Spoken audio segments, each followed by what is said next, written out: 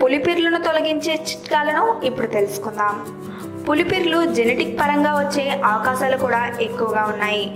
పులిపిర్లు మెడ భాగంలో మరియు ముఖం పైన ఎక్కువగా వస్తాయి. ఇవి శరీరంలో వ్యాధి నిరోధక శక్తి తక్కువగా ఉన్నా కూడా వస్తాయి. కొన్ని రకాల పులిపిర్లు క్యాన్సర్కి కూడా దారితీయవచ్చు. అయితే ఈ పులిపిర్లను వాటి తాలూకా మచ్చలను ఎలా నివారించుకోవాలో ఇప్పుడు మనం తెలుసుకుందాం. ఈ చిట్కాలను తెలుసుకునే ముందు మా ఛానల్ని సబ్స్క్రైబ్ చేయడం మాత్రం మర్చిపోకండి. ఫస్ట్ టిప్, దానికి కావలసిన పదార్థాలు: వెల్లుల్లి రెబ్బలు. ముందుగా 10 వెల్లుల్లి రెబ్బలను తీసుకుని మిక్సీలో వేసి రసంలా తయారు చేసుకోవాలి. పులిపిర్లు ఉన్న చోట ఈ వెల్లుల్లి రసాన్ని రాసి అరగంట తర్వాత కడిగేయాలి.